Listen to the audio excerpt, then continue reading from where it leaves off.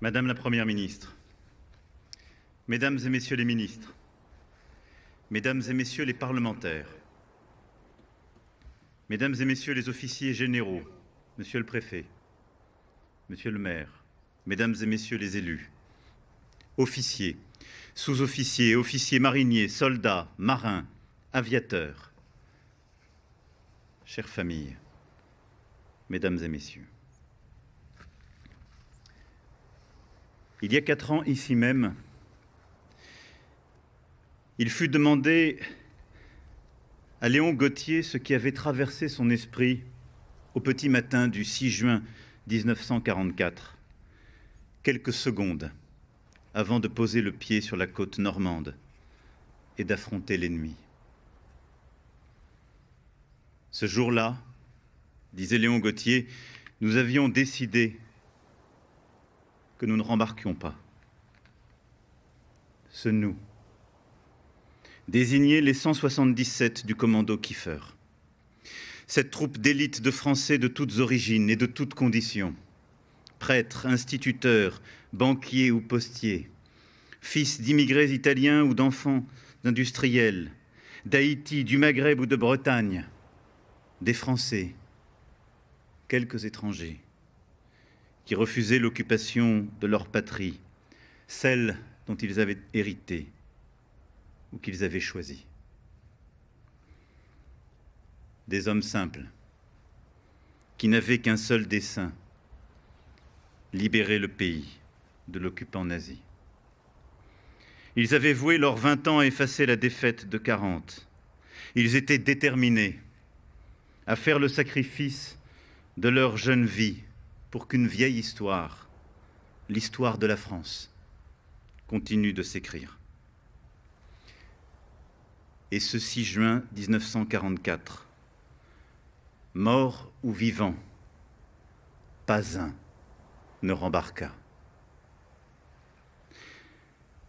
Léon Gautier était l'un de ces Français ordinaires, résolus à accomplir l'extraordinaire, incarnation de cet esprit de résistance si français et au fond si républicain. En février 1940, il voulut s'engager pour défendre la France. Alors âgé de 17 ans, il ne pouvait servir que dans la marine, la seule armée qui acceptait les mineurs. Alors va pour la marine, pourvu qu'il puisse y prouver sa bravoure. Sur le cuirassé courbé, il participa à la défense de Cherbourg. En juin, dans la débâcle, Léon Gautier fut envoyé dans un camp de ralliement à Douvres. Mais entendant l'appel du général de Gaulle, il choisit de le rejoindre. À Londres, dès les premières semaines, Léon Gautier rentra dans les rangs des forces navales françaises libres. Il embarqua d'abord sur le Gallois, navire accompagnant les convois transatlantiques. Et lors de sa première sortie, un autre bâtiment de l'escorte fut touché. Interdiction était faite aux navires d'interrompre leur course. Les naufragés étaient abandonnés à leur sort dans les nappes de gazole en flammes. Ces corps à la mer qu'il vit de ses yeux, Léon Gautier ne les oublia jamais. Volontaire pour le danger, toujours, Léon Gautier fut encore sous-marinier sur le Surcouf, sous la menace des torpilles allemandes, à bord d'un bâtiment qui pouvait se transformer en cimetière marin.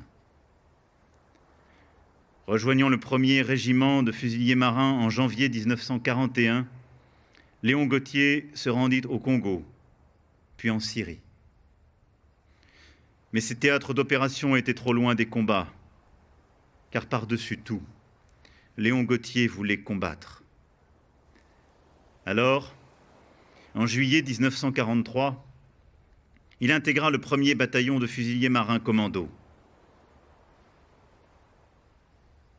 C'était le commando de Philippe Kiefer, le commando de toutes les exigences. La sélection se passait dans un camp d'entraînement. Chaque épreuve, lorsqu'elle était manquée, valait élimination. Les exercices étaient à balles réelles. Et dans ces montagnes d'Écosse, les volontaires étaient forcés de contempler des tombes. Le cimetière était factice, mais les aspirants ne le savaient pas. Après ces semaines intenses de courses, de tirs, de courses encore, Léon Gautier reçut le béret vert des commandos. L'adolescent qui se destinait au métier de carrossier était devenu l'un des leurs. Il était prêt.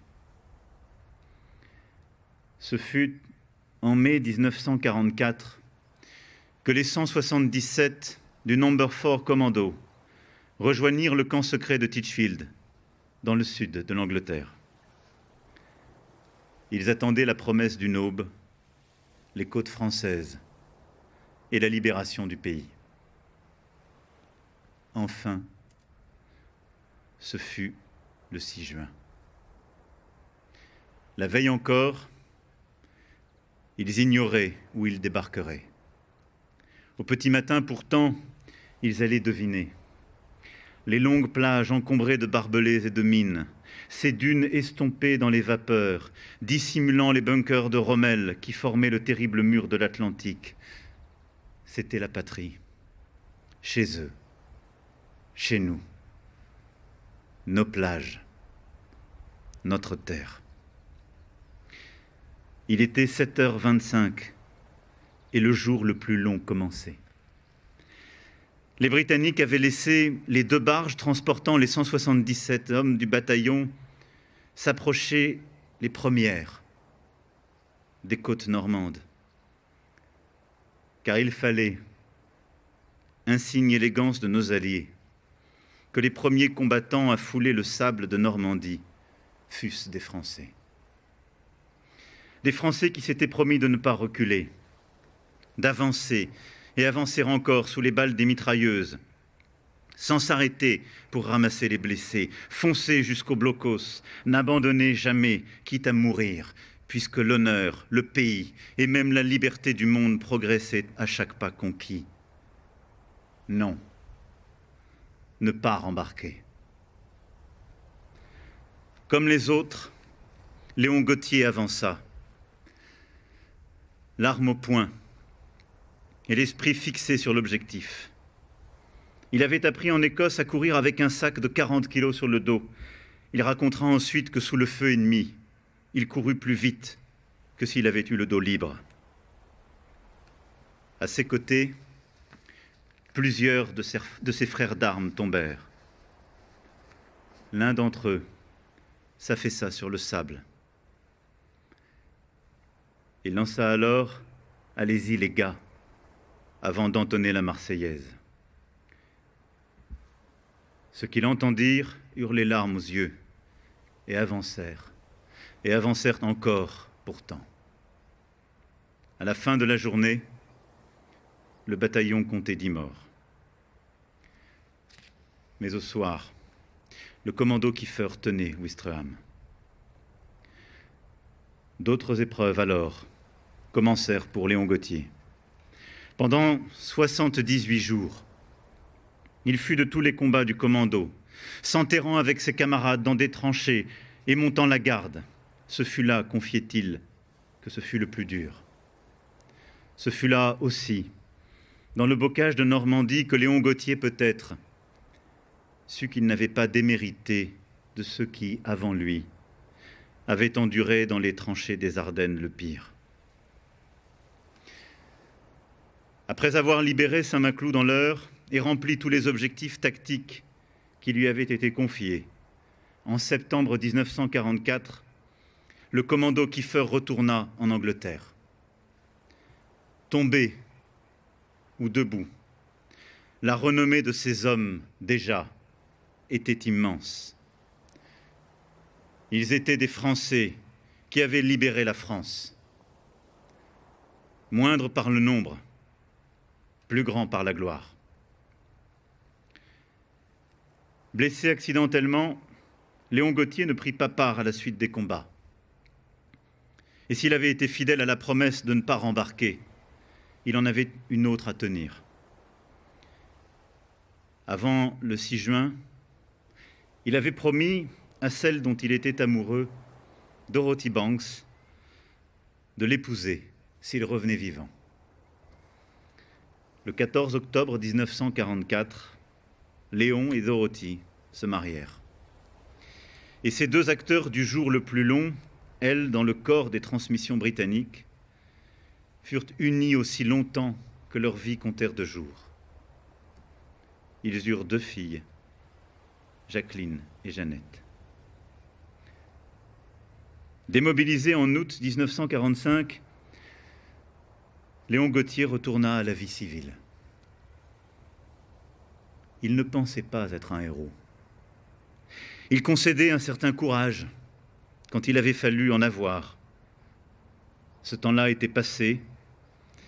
Il pouvait aspirer à ce dont il avait été privé jeune homme, la paix.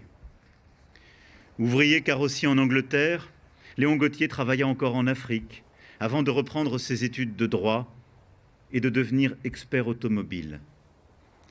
Il était enfin un père tranquille. Léon Gautier avait appris, au combat, à ne jamais regarder derrière lui. Pourtant, peu à peu, il s'efforça d'effacer ce réflexe de soldat. Il voulut partager son expérience, car l'esprit de résistance qu'il avait animé pendant la guerre lui commandait de bâtir et de transmettre. Il revint habiter ici, à Ouistreham. Il œuvra pour l'établissement d'un musée consacré au commando numéro 4, le sien. Le temps passant, les honneurs légitimes furent enfin rendus à ceux qui restaient du commando Kiefer. Les décennies s'égrenaient, les anniversaires passaient, et Léon Gautier était là, s'accomplissant comme témoin, accompagnant les chefs d'État sur les plages du débarquement, donnant l'accolade en 2014 à Johannes Borner, ce soldat allemand qui, 70 ans plus tôt, combattait en Normandie, transmettant le flambeau à son propre petit-fils, fusilier marin à son tour, et ajustant encore le béret vert le 6 juin dernier à Colleville-sur-Mer. Léon Gautier était là, avec ses sourcils broussailleux, son treillis et son éternel béret vert de commando. Léon Gautier était là, avec son sourire de jeune homme et son humilité non feinte. Il n'avait fait que son devoir, et au fond, l'amour de la France était pour lui une évidence. Léon Gautier était là, et avec lui, tous les commandos de toutes les générations, ici à Ouistreham ou ailleurs, et la foule des anonymes qui l'appelaient et le célébraient, lui, le dernier des premiers, à rester parmi nous. Léon Gautier était là, comme il le fut dès le premier jour. Et Léon Gautier est encore là, qui nous regarde, avec la simplicité bienveillante de celui qui a servi la patrie et rétabli la République. Et avec lui, les 176 autres de Kiefer, et au-delà, tous les bérets verts, cette cohorte de bravoure qui, aux côtés de nos alliés, avait libéré la France et qui, depuis, la défend et la sert jusqu'au sacrifice ultime. Léon Gautier est là, face à nous. Et tout son destin nous indique le chemin de salut pour notre patrie. La légende d'un homme ordinaire, devenant héros en suivant l'appel au service de la France et de ses idéaux, s'offrant à ses devoirs avant de chercher quelques droits, puis revenant, humble et simple, parmi ses compatriotes libres. Léon Gautier est là, ici, sur cette plage où tout avait commencé.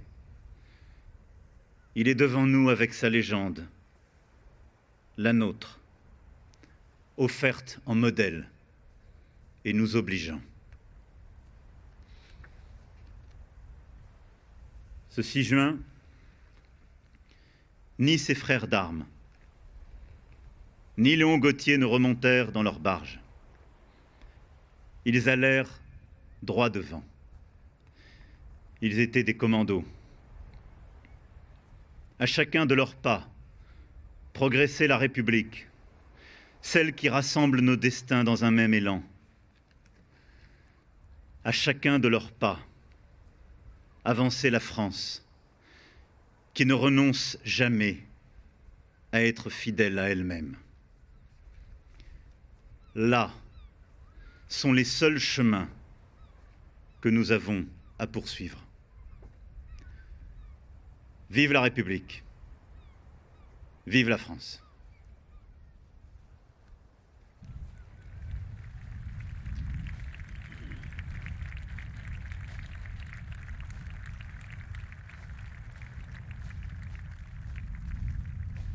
Garde.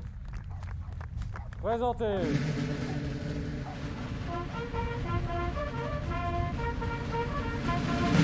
En.